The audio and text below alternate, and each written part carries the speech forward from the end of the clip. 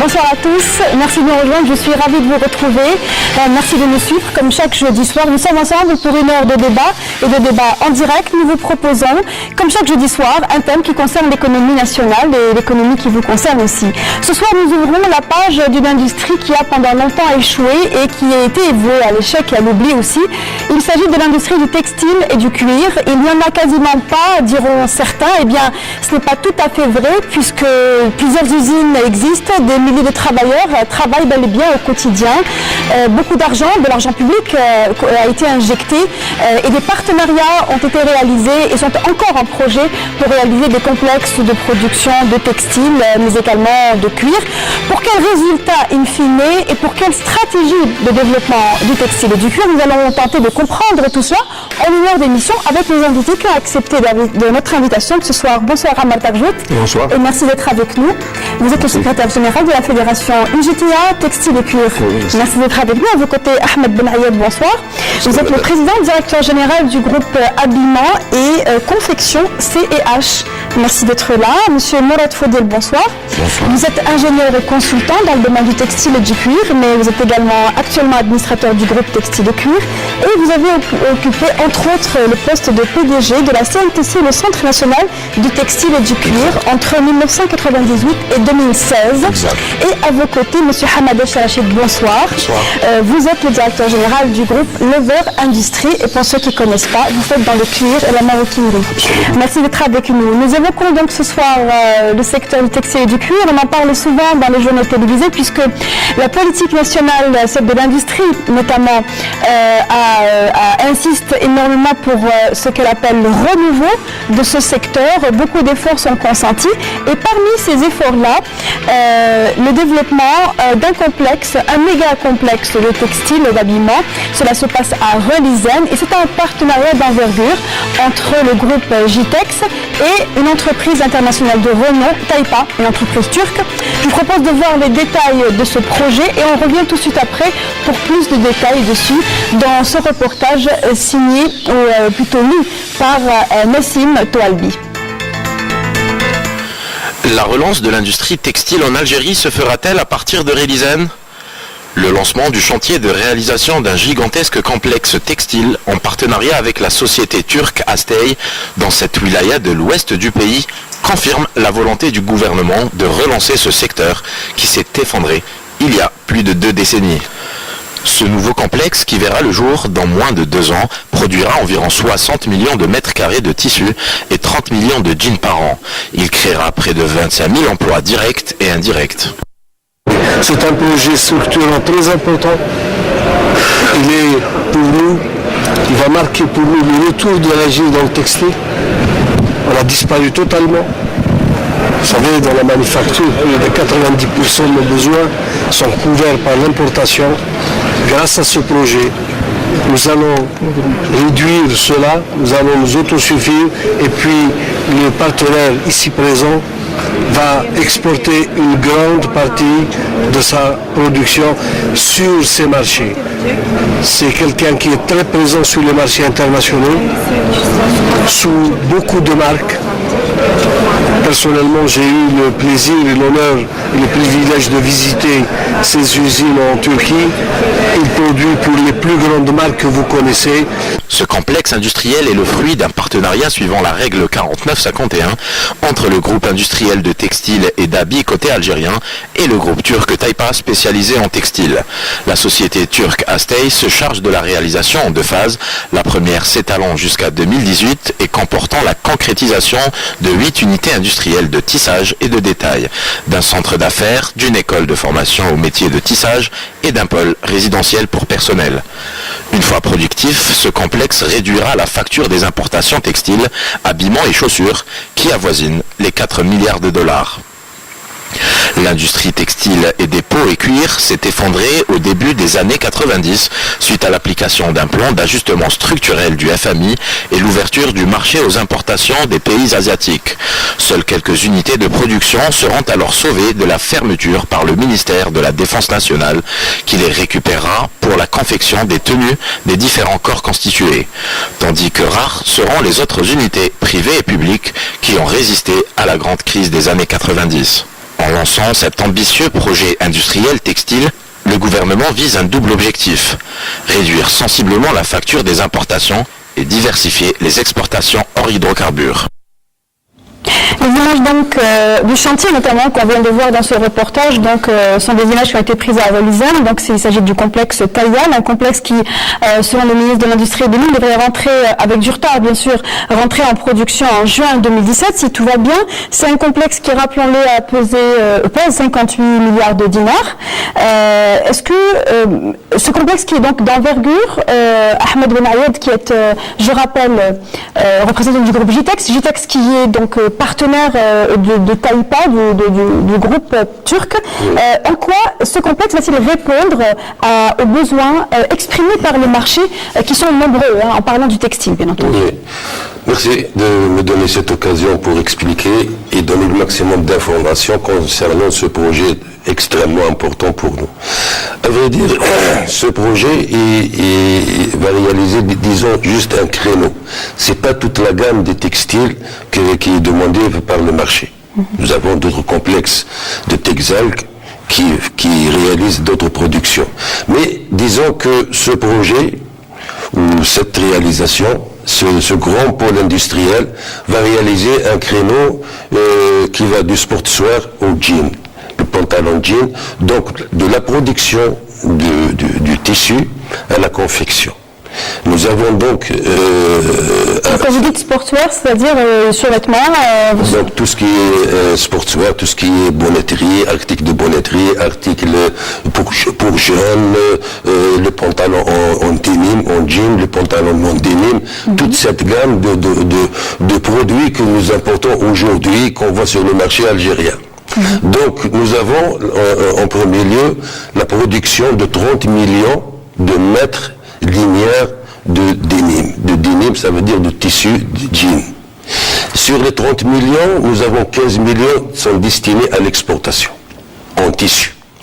Les 15 millions qui restent sont transformés sur place à Relisane pour donner 12 millions de pantalons. Quand on dit 12 millions de pantalons, hommes, femmes et enfants, mais beaucoup plus pour jeunes. Mais 60% de cette production sont exportés en pantalon. Alors quand vous parlez d'exportation, est-ce que déjà est-ce que c'est le partenaire turc qui va exporter pour ces usines, ou bien est-ce que les marchés ont déjà été identifiés? Les marchés sont identifiés, c'est l'engagement de notre partenaire. Quand on a signé les actes, les pactes d'actionnaires et tout ça, donc il y a un engagement de sa part d'exporter, parce que lui, il est connu, il est présent sur le marché mondial, il est très connu et il a un marché. Donc il s'engage à exporter les 60%. À absorber donc 60% de la production. Mais c'est des taux qu'on peut, que s'il y a un besoin national, on peut renverser, on peut augmenter. Lui, il s'engage à un minimum de 60% à l'export. Il y a aussi la production de tissus plats, de tissus toiles, de tissus chemises. Donc on a 14 millions de mètres de tissu pour chemise qui vont nous donner 12 millions de chemises produits. Et c'est la même chose, 60% à l'export, 40% pour le marché local, pour notre réseau, parce que nous disposons d'un réseau commercial d'une cinquantaine de boutiques qui est déjà opérationnel, et par la suite il y a des négociations avec ce partenaire pour le réaliser dans le cadre d'une joint aventure, un autre réseau de plus de 300 magasins pour le marché local. Il y a aussi, et c'est très important aussi, la production de tricot, de bonnetterie. Donc nous avons des métiers circulaires pour réaliser 3200 tonnes de tricot par an. 3200 tonnes qui vont nous donner 6 millions de produits tout confondus. C'est les produits que vous voyez, des t-shirts, de toutes sortes de produits pour jeunes. C'est ça le sportswear. Donc c'est la même chose.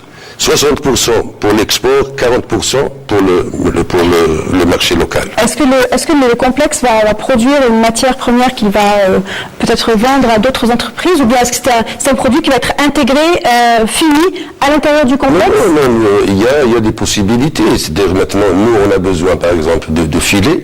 On peut s'approvisionner de Relisane. Nous avons une usine qui nous appartient à Boum, à côté en ville, à Relisane. Eh ben, elle a besoin de 500-600 tonnes de filets de matières premières par an, on peut s'approvisionner. Donc il y a cette possibilité. Je pose cette question justement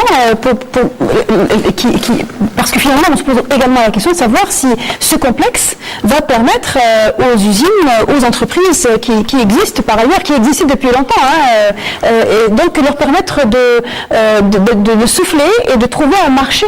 Est-ce que ça va être le cas selon vous, Mourad Fodel? Moi, je résume ce qu'il a dit parce que c'est exactement la réalité. C'est l'engagement du partenaire turc avec la partie CH directement. C'est pas avec le GTEX direct, hein. C'est par l'intermédiaire de CH. C'est CH qui est actionnaire. Normalement, toute la production, à partir du filet jusqu'au tissage, jusqu'au produit fini, c'est-à-dire confectionné, il est évalué en fonction des besoins de cette usine. Maintenant, il faut savoir que nous, le GTEX, a d'autres usines qui ont les mêmes capacités en termes de filature, tissage et finissage. La confection, bien sûr, revient à Benayed en tant que CH, d'accord? Ça veut dire que si on doit acheter du filet, je pense que c'est un cas qui est possible, mais qui est très rare, parce que nos usines, les autres usines, où il n'y a pas de partenaires, ont été équipées de dernière technologie suite aux décisions du gouvernement, des pouvoirs publics. De repêchage, d'aide. De repêchage et d'aide. Et donc ce repêchage est effectif sur le terrain. Ils ont acheté des machines ou des technologies de dernier cri, et donc ils sont capables de produire autant que les Turcs, hein. Est-ce qu'ils sont capables justement de répondre aux besoins du complexe? Alors, ils sont capables de leur complexe. Oui. Du complexe Taïal, celui qui va. Taïal n'a pas besoin des autres complexes. Il sera autosuffisant d'un mot en aval. Exact. Maintenant, moi je dis personnellement que nous avons 17 complexes aussi importants qui ont été rajeunis, disons, relookés, même l'infrastructure a été reprise. Les équipements sont tout à fait récents, qui sont capables de faire de bons filets, c'était pas le cas, hein. Qui sont capables de faire du bon jean, qui sont capables de faire du bon tissu chemise, et tout ça, Taïal, ajouter à cela les capacités du groupe textile, on pourra suffire en 2020 qu'à hauteur maximale de 50% des besoins du marché algérien. Donc avec les capacités de production ne répondront qu'à la moitié. Qu'à la moitié. Alors il faut rappeler qu'actuellement l'industrie textile locale ne contribue qu'à hauteur de 4%.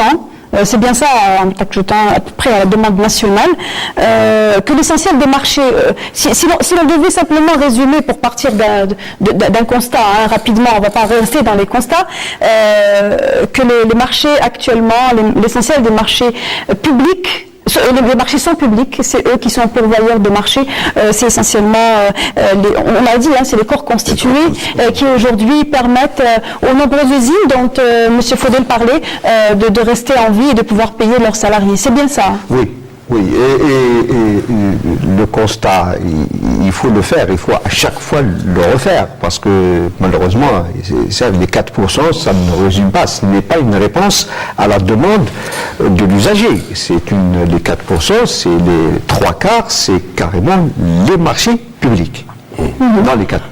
Et c'est la raison pour laquelle donc, on ne voit pas de la confection locale. Moi, je vois un petit peu, là, y compris cette... M. Fodel a dit peut-être 50%, il est optimiste. Moi, je dis, même en pleine capacité de redesign, de méga-projets de redesign, y compris la croissance des usines de GTEX, ne vont pas répondre à 50%.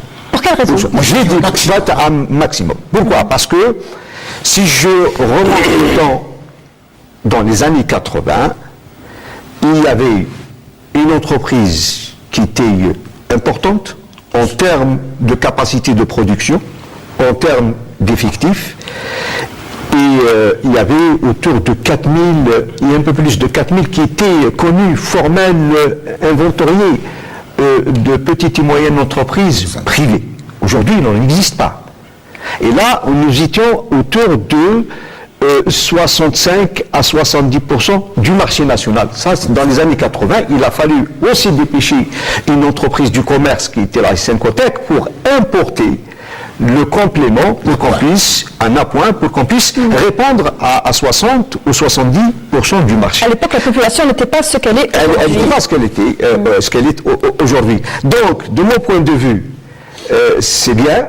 Ça peut être 20% du marché, ça peut être 25, ça peut être 30, mais s'il n'y a pas le concours du privé, de la petite et moyenne entreprise, en confection, en habillement, comme complément, on risque de ne pas aller vers ces 50% ou 60%. Ça, c'est un aspect.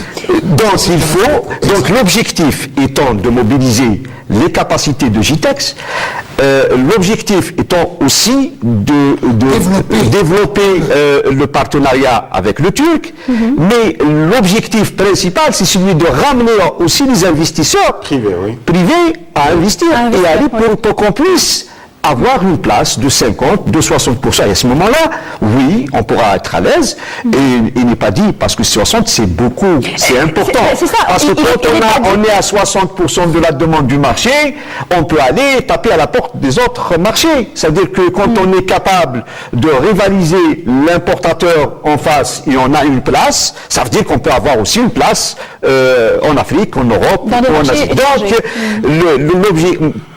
l'objectif étant de recréer une dynamique à travers ce qu'on appelle le résiduel et ce projet, et essayer d'inciter les pouvoirs publics d'un côté et ceux qui ont de l'argent, qui ont gagné de l'argent, d'investir, d'aller travailler. On va parler dans un moment du concours du privé.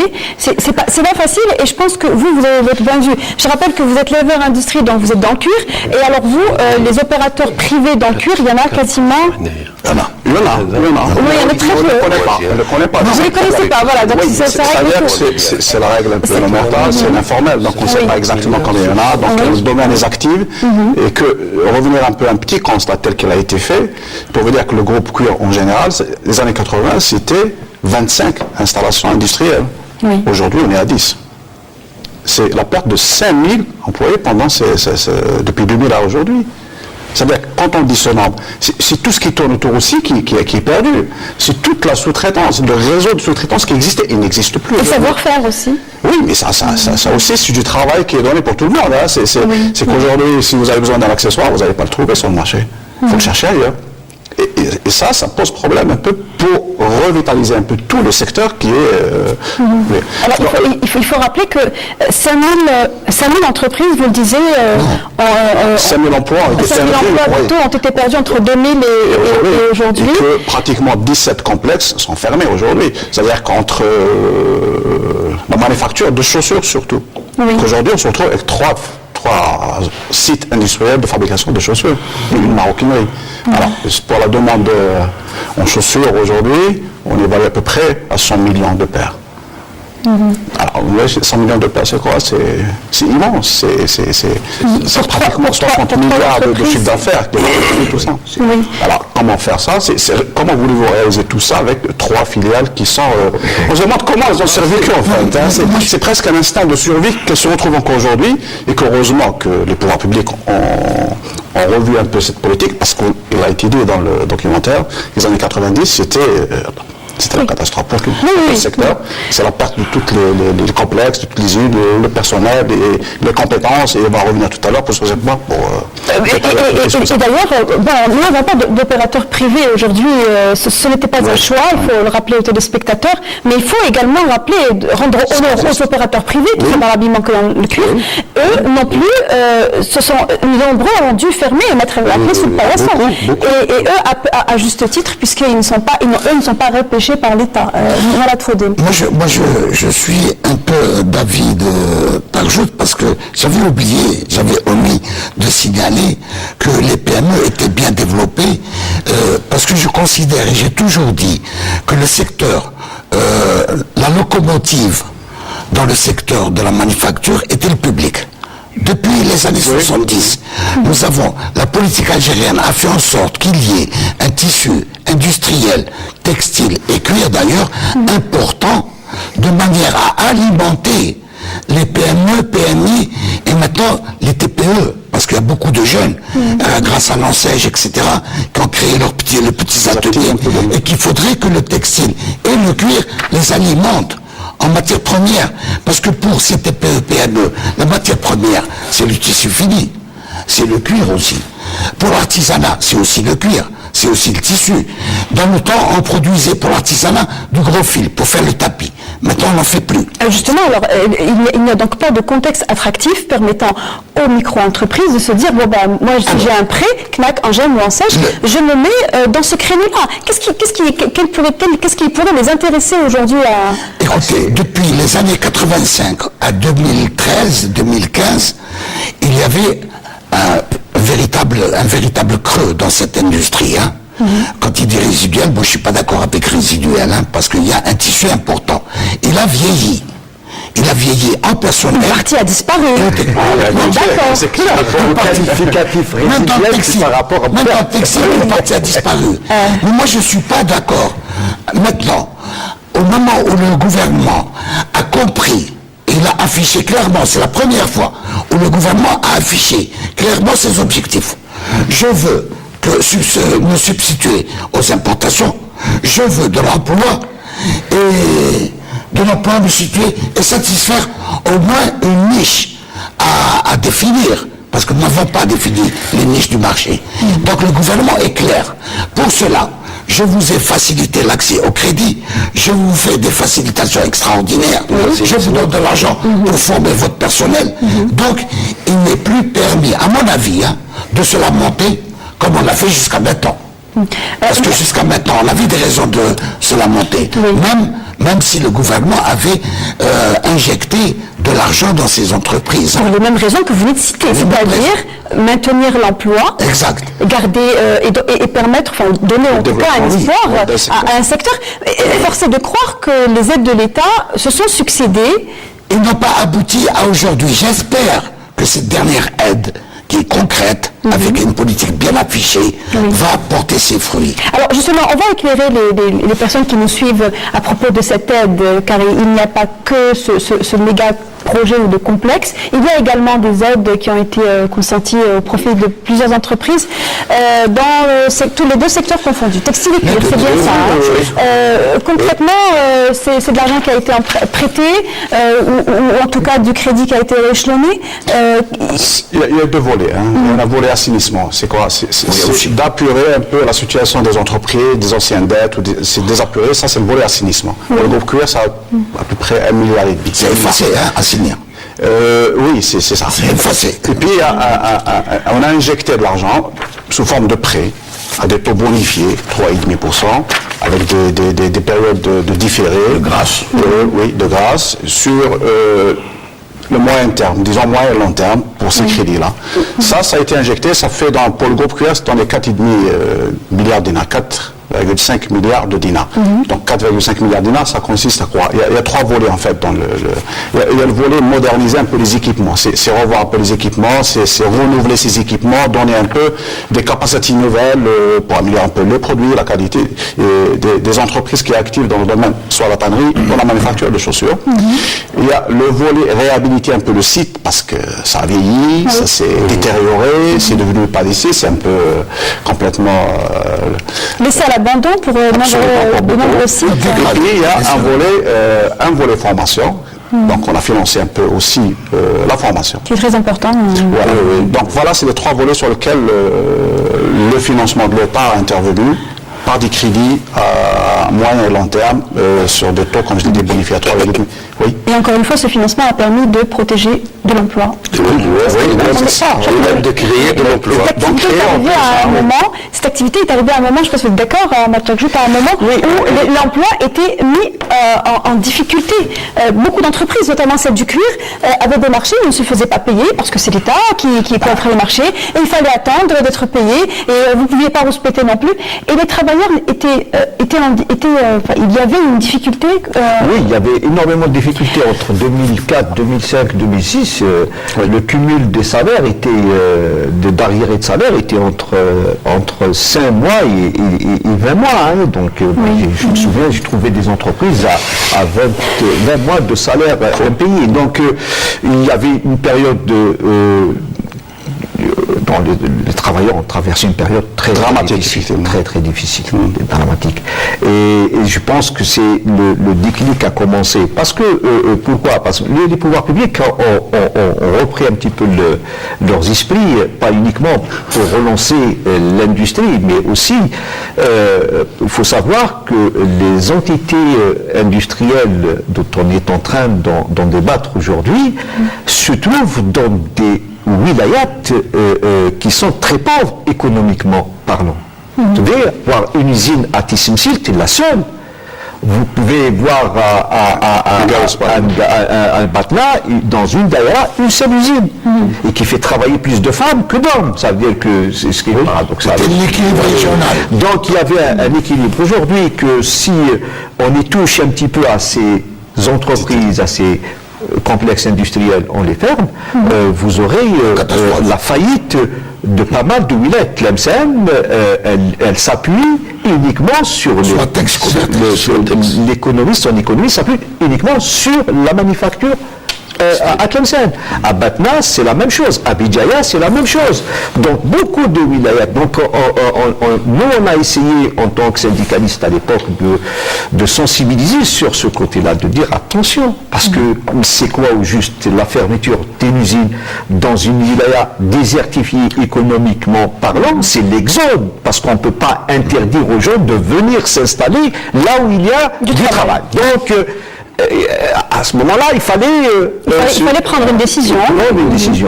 Soit elle y est, et maintenant elle existe simplement, je le dis, je le redis, si on veut répondre aux besoins, il faut faire plus. Plus, c'est inciter, orienter, est-ce que l'investissement privé se fasse dans des secteurs d'activité industrielle tels que le textile, l'habillement, et la chaussure et la Pourquoi? Actuellement, ce n'est pas le cas. Ce n'est pas le cas, parce que quand vous tenez on tient un discours alarmiste ou un discours qui dit que le secteur du textile, il est mort et enterré, on n'en a pas besoin. Si vous faites une conférence sur une stratégie industrielle et vous dites que dans la stratégie industrielle, vous avez un secteur qui n'a pas de place parce qu'il n'a pas d'avenir. Et moi, j'ai écouté pas mal ces jours-ci, 2 ou 3 internautes à la chaîne 3 parce que j'y ai été, me disent que c'est un secteur très concurrentiel et qui n'a pas d'avenir, etc.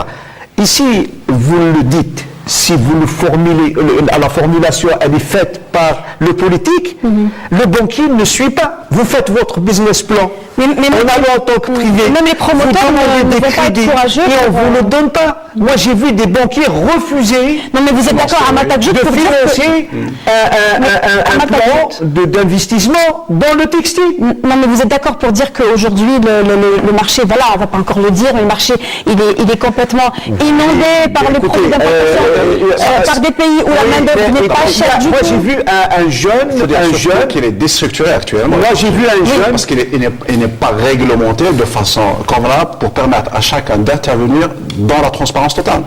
C'est ça le problème aujourd'hui. Moi, j'ai vu il n'y a pas d'équité, c'est-à-dire entre un jeune styliste, modéliste franco-algérien qui est venu, il est là. On a discuté avec ses Benaled, j'en ai discuté avec pas mal de cas pour essayer de lui tendre une perche, de lui permettre de réaliser son rêve, de créer. Et il a fait pas mal de maisons de couture on l'a reçu en France, on l'a reçu. Ben, il n'arrive pas à ce gars, parce qu'aucune banque ne veut le suivre. Quoi? Dans l'habillement? Quoi? Dans le textile? C'est impossible. Ça n'a pas d'avenir. Alors quand vous dites à quelqu'un, il est refroidi le gars, alors qu'est-ce que alors moi je pense que notre discours doit changer. Absolument. Et les banquiers doivent apprendre aussi à prendre des risques, parce que sinon on ne fera absolument rien du tout. Donc la question du textile, de l'habillement, de la chaussure, comme les autres industries, écoutez, s'il n'y a pas de la volonté de la part du financier, de la part du politique, eh ben on ne fera absolument rien du tout. Oui, mais en même temps, les banques, elles ont besoin de plus qu'un discours, un beau discours, on est d'accord. C'est pas en entendant Ramatak Djoud dire que c'est un marché porteur qu'ils vont le financer son projet. Lorsqu'un promoteur doit faire son business plan, aujourd'hui, quelles sont les choses, admettons qu'un promoteur veuille investir dans ce domaine-là, quels sont les arguments qu'il va mettre de son côté aujourd'hui dans le marché, allez, disons l'habillement par exemple. Le marché, il est important. Le problème, c'est qu'il a été ouvert brutalement et que les entreprises n'étaient pas préparées à cette ouverture du marché. Bon, mais ça date depuis au moins 2 décennies. Hein. Oui, donc maintenant, c'est plus le moment de continuer à se lamenter. Alors le marché est là, vous savez, les concurrents, les importations d'où viennent, on sait tous d'où viennent les importations, en dehors de la valise, hein, parce que la valise a été réduite, mais il y a encore quand même des produits de luxe qu'on importe par la valise. Oui. Quand vous avez un seul outil qu'on vend à 120 000 dinars, je regrette, le marché est preneur. Donc, si nous n'arrivons pas à faire des produits à destination du grand public pour des valeurs de 12 000 dinars ou 15 000 dinars ou 20 000 dinars, ce n'est pas normal. Ce n'est pas normal. Il faut s'appeler Cherouti aussi. Hein. Non, Cherouti, 120 000 dinars, je regrette. Hein. Qu'est-ce qui peut s'habiller Cherouti 120 000 dinars? Vous voulez dire qu'il y a un potentiel, que le marché est là, que les gens peuvent mettre de l'argent. Le problème, c'est que nous ne savons pas quoi cibler. Ça, c'est la vérité, il faut qu'on le dise. Alors, il n'y a jamais eu d'étude de marché. Il y a une seule étude de marché. Justement, j'arrive à cette étude que nous avons réalisée ensemble. Nous avons pu déterminer quand même qu'il y a un besoin de 160 milliards de dinars. Alors, elle date de quand? Parce que dans votre domaine, il faut actualiser régulièrement. En tant que marché. Non, ce qu'on a, l'étude de marché, elle est bonne parce qu'elle cadre même avec les produits que va faire Taipa, que va faire la société mixte. D'accord. Mais, pardon, aujourd'hui, nous arrivons à 4%, difficilement. Avec Taipa, quand il sera en vitesse de croisière, on va faire 23 milliards de dinars de chiffre d'affaires par an. 23 milliards de dinars plus les 4 milliards, c'est sur les 160 milliards. C'est toujours tôt. Ça veut dire quoi? Ça veut dire que le marché est là. Et maintenant, à partir de ce plateau, on invite les investisseurs privés à prendre des parts de ce marché qui est considérable. Pourquoi ne pas investir dans ce marché? Alors justement, avant de parler des opérateurs privés, de parler de tout le potentiel qui peut être créé et engendré autour, donc dans un réseau de sous-traitance, il faut également rappeler ces exemples d'entreprises ayant bénéficié d'aides de l'État, donc qui ont été relancées et qui donc concourent à créer un tissu d'entreprises du textile et du cuir qui se porte mieux, en tout cas mieux qu'avant, grâce aux aides de l'État. Voyez cela dans ce reportage. Il s'agit de l'entreprise Medifil et cela se trouve à Sétif. Dans ce reportage à Bougara, exactement, plus précisément. Le reportage est réalisé par Karim Haïfa. 140 milliards de centimes ont été injectés dans cette usine de filature, l'unique à l'échelle nationale implantée à Bougara dans la wilaya de Sétif. Une aide financière vitale pour la réhabilitation de l'usine et le renouvellement de son matériel vieillissant. Après quelques mois de travaux, la filature a fait peau neuve avec des machines à la pointe de la technologie et les résultats se feront déjà sentir puisque l'usine ambitionne déjà de produire 1200 tonnes de fil par an grâce notamment au lancement d'une nouvelle ligne de production. Le complexe a bénéficié d'une enveloppe financière de plus de 100 milliards de centimes. Cela a boosté de manière significative la production grâce à la réhabilitation de l'outil de production. Dans cette nouvelle ligne de production, des techniciens hautement qualifiés et triés sur le volet après une formation dans les meilleures filatures européennes. Tout va bien pour moi, j'ai été recruté en tant que stagiaire et après une formation, j'ai eu rapidement un CDI. Dieu merci, après 7 ans de CDD, j'ai réussi à obtenir un CDI. La matière première La matière première qu'on utilise, c'est le coton, mais aussi le polyester. Ces matières passent par plusieurs étapes de production, comme le cardage, les tirages. Ensuite viennent les phases des traitements mécaniques et chimiques pour la coloration du fil. Force est de constater que la filature de Bougaa a réussi son pari. Relancer sa production, former son personnel, mais pas seulement. Les cadres dirigeants de l'usine pensent déjà à l'export, de quoi motiver encore plus les travailleurs de la filature. Voilà, donc c'était un exemple parmi tant d'autres. Et on le disait en off, il y a énormément d'entreprises à l'instar de celle-ci qui donc ont bénéficié de l'aide de l'État. Il faut également rappeler qu'il n'y a pas que l'argent qui fait le bonheur d'une entreprise, il y a également le management. Une fois que ces entreprises ont rénové toute la partie technique, il faut qu'elles puissent être en mesure aussi de travailler dans les normes managériales d'une part, et puis aussi à répondre à la demande du marché. Alors, est-ce que selon vous, c'est gagné? Non, c'est pas gagné. Au moment, si vous voulez former aujourd'hui en Algérie dans le domaine des textiles et des cuirs, il n'y en a pas.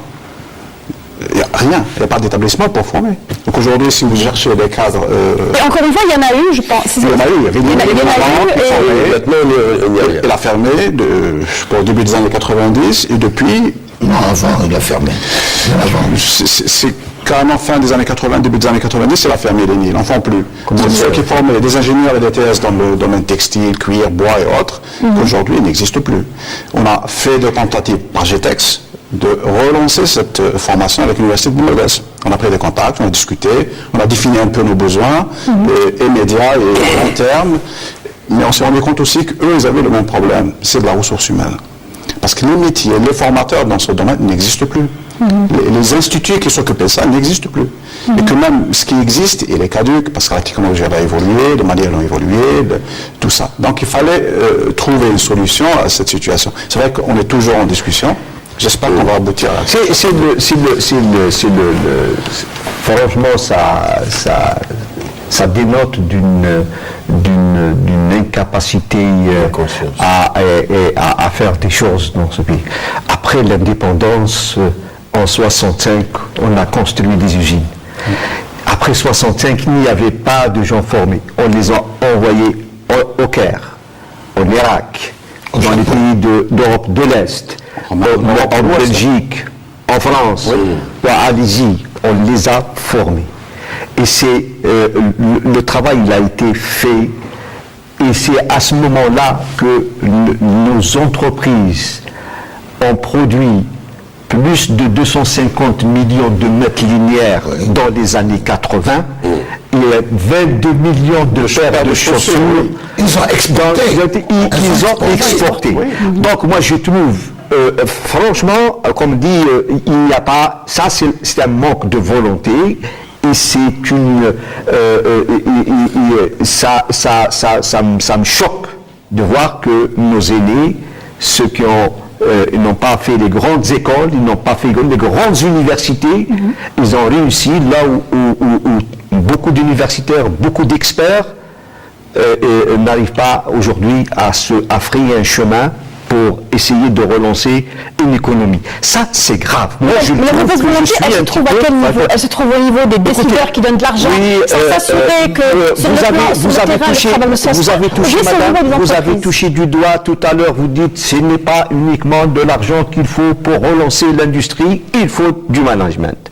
Et ça relève du politique. Le politique, il met de l'argent, mais il ne doit pas mettre uniquement de l'argent.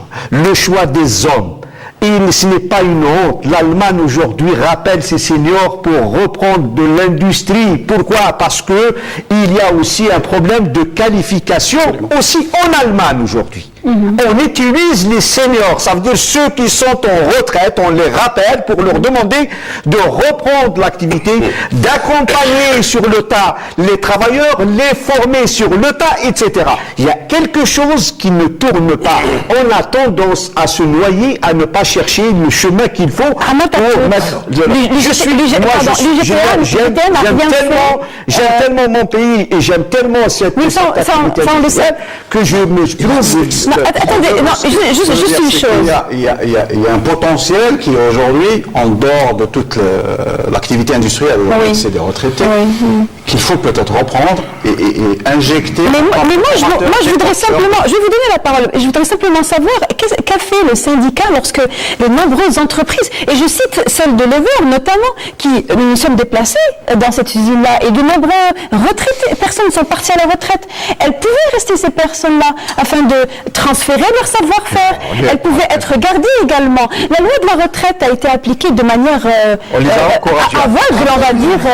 Mais est-ce que le syndicat était là justement pour se bagarrer et dire ces personnes-là doivent rester? On a été là.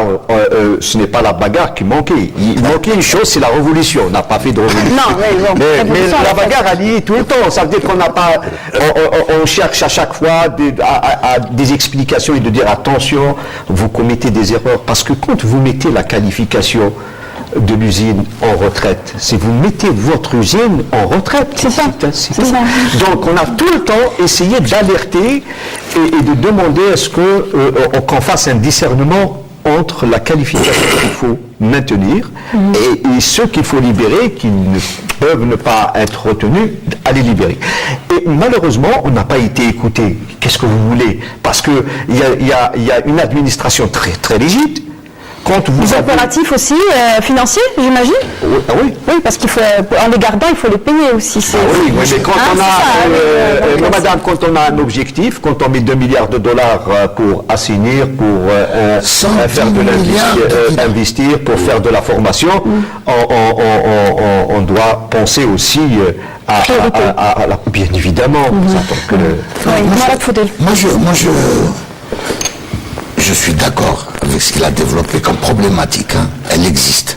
Mais moi, je vais mettre les pieds dans le plat, si vous me permettez. Allez-y.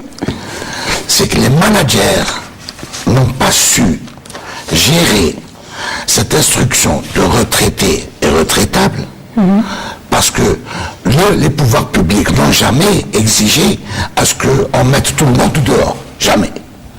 Ils ont dit que si vous avez besoin d'une personne pour ses qualifications, eh ben vous justifiez le fait de le retenir. D'accord? Donc ce problème est réglé. Donc les entreprises pouvaient adapter la loi. C'est pour ça que je dis que c'est un problème de management. De manager, pas de management, de manager. Alors, deuxième point, c'est que devant l'absence d'écoles spécialisées, qu'on essaie de réanimer, on va réanimer un mort. Mais ce mort ne sera réanimé que dans 10 ans. Parce qu'il est impossible de le réanimer tout de suite. Parce qu'il faut l'équiper en équipement récent. Il faut amener des instructeurs, des professeurs, parce que les autres ont été dépassés, même technologiquement. Ils ne sont pas en retraite, mais ils sont dépassés sur le plan technique. Donc il faut reprendre tout ça, et j'insiste sur le fait que les managers n'ont pas su gérer cette phase transitoire, parce que il faudrait que non seulement retenir les gens compétents pour prendre en charge les jeunes, et je suis d'accord pour prendre en charge immédiatement les jeunes, d'autant plus qu'il y a l'aide de l'État pour le recrutement des jeunes, l'emploi des jeunes. On peut donc les prendre sans aggraver la charge de l'entreprise. Et ça, c'est très important. Donc, j'ai 3 ans de répit pour former les jeunes. Je retiens les vieux, les former, et puis je les libère. Donc, il y a une stratégie à développer et à adopter. Justement, en parlant de stratégie. Deuxième point. Rapidement, oui. Deuxième point, c'est que on a besoin d'assistance technique maintenant. Sinon, tout ce qu'on a investi en équipement, ça sera lettre morte. Il faudrait que l'on prenne en charge l'assistance technique. On a besoin d'un certain... Qu'est-ce que vous appelez l'assistance technique? Non. On est frileux. On n'ose pas demander l'assistance technique, alors qu'il la faut. Bon, vous allez l'assistance technique étrangère. Oui, étrangère. Non, les anciens de chez nous sont capables de former les jeunes immédiatement. L'assistance technique, c'est pour les nouveaux produits, améliorer qualitativement et qualité-prix, parce qu'il faut étudier le prix aussi. Parce que là, il ne s'agit pas de produire uniquement. Parce que si vous produisez uniquement, quel que soit le prix, le marché ne va pas vous prendre. Est-ce qu'aujourd'hui, dans la stratégie, il est prévu, d'une part, qu'est-ce qui est prévu en termes de priorité et en termes de finances, qu'est-ce qui est prévu pour la formation? La première priorité, c'est de former, c'est clair. Le dispositif qui est mis en place, du moins pour le cuir, c'est celui-là. C'est de reprendre la formation au sein de l'entreprise. On est obligé de faire ça, sinon demain on se retrouvera sans personne dans les entreprises. Mais à partir de quoi, justement? Qui va former, sachant il faut rappeler, c'est une industrie qui a été dépassée. Oui, non, on reprend ceux qui sont en poste aujourd'hui. C'est ceux-là qui vont former. Donc on est obligé de s'organiser de façon... Il n'y a pas de formation de formateur qui est prévue, peut-être... À n'a pas juste parlé d'envoyer à l'étranger. Ça peut parler de l'époque. Là, maintenant, non, ça a été fait avant. Maintenant, oui. Ce qui est fait maintenant... Juste qui ne peut pas être réédité, vous voulez dire? On peut le rééditer. Nous avons déjà réédité. Nous avons déjà envoyé des gens en France. Ils sont revenus. Le textile, déjà. Oui. Dans le domaine de la textile. Il ne faut pas dire qu'on n'a rien fait. Non. Quand on a dit qu'il faut investir, on a tout de suite compris que l'équipement à lui seul ne suffit pas. Absolument. Donc il fallait former la ressource humaine. Nous avons pris plusieurs dispositions. On a échoué dans certaines, mais on a quand même réussi à créer notre centre de formation à Bdjaïa, que vous connaissez. Nous avons envoyé une douzaine de formateurs à Mulhouse. Ils sont revenus. Ils sont opérationnels.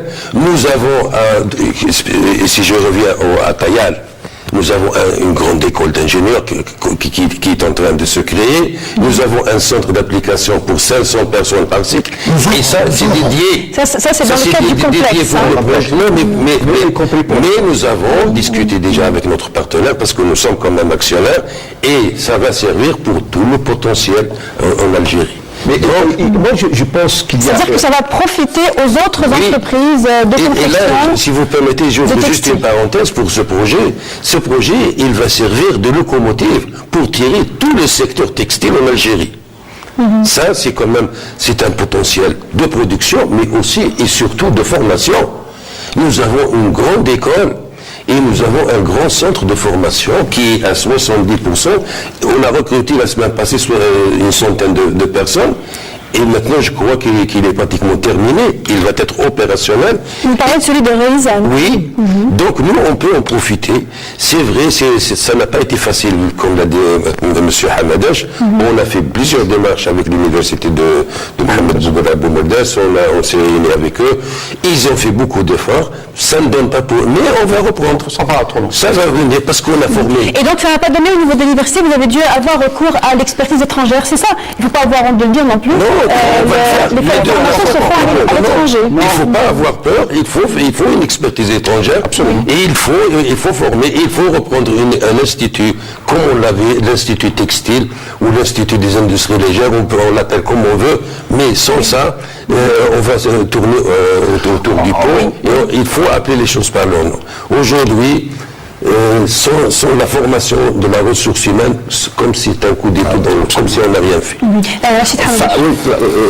La démarche qui consiste en quoi en fait? C'est maintenant, compte tenu que ça n'existe pas, le profil n'existe pas sur le marché aujourd'hui, que ce soit pour le cuir, pour que ce soit pour le textile. Si vous voulez recruter aujourd'hui un ingénieur en textile, vous ne le trouvez pas, c'est impossible de trouver. Un TS, vous ne le trouvez pas, ça n'existe pas. Donc soit vous le formez, soit vous êtes obligé de relancer tous les aspects de partenariat et d'inclure cet aspect-là dans le cadre de ce qu'on a lancé. Et c'est ce qui est en train de se faire en fait. C'est ce qu'on essaye de le relancer. Dans le cadre du LMD, licence professionnelle, oui, c'est ce que... et peut-être pour certains cas des doctorants en entreprise. C'est ce que nous sommes en train de négocier, de discuter ensemble. Moi, il faut parler d'assistance technique, c'est-à-dire in situ, c'est-à-dire, c'est ça que vous voulez dire, in situ, un travail au quotidien pour accompagner les personnes qui travaillent dans ces entreprises, dans ces usines. Oui, je me permets. Ça, c'est inévitable pour moi. Hein. C'est inévitable. Parce que, même si je dois me répéter, pour les professeurs, etc., ils ont été vieillissants, les professeurs de l'INIL, et ils ne sont pas au fin des nouvelles techniques. Parce que depuis 2 décennies au moins, ils n'ont rien vu de l'extérieur. Ils ne participent pas aucune fois, ils n'ont rien vu, donc ils ne connaissent pas les évolutions. Ils connaissent peut-être le principe de la filature, du tissage, de la tannerie, et c'est tout. Hein. Mais ce n'est pas suffisant. Maintenant, nous avons acquis un parc industriel, un parc machine très important. Dans les 17 complexes, tous les complexes, ils ont renouvelé et ils ont pris encore de nouvelles machines pour de nouveaux produits. Et s'ils ne font pas appel à l'assistance technique, c'est une lettre morte. Tout à fait. Ça, c'est ce que je pense, moi. Hein. Donc, c'est pour ça que je dis, moi, c'est un problème de manager. C'est celui qui est à la tête de l'entreprise maintenant, puisqu'elles ne sont plus filiales, de l'entreprise qui doit organiser la prise en charge de son matériel et de sa production par soit des rappels de retraités, soit de l'expertise étrangère. Et ainsi de suite, c'est-à-dire des gens qui vont venir former des formateurs et qui vont, eux, aller un peu plus loin que les formateurs étrangers. Voilà. Il nous reste encore 3 minutes environ pour clore ce débat pour aller dans la même lancée que l'efficacité managériale. Il y a enfin cet aspect qui est important, celui de produire, de sortir de l'usine un produit qui est concurrentiel, qui est en tout cas un rapport qualité-prix qui puisse donc être écoulé sur le marché, en considérant que finalement avec tous ces projets-là, tout cet argent qui a été mis par l'État, il n'y aura pas que des corps constitués qui seront ciblés. Vous allez vers un marché très difficile, celui du grand public.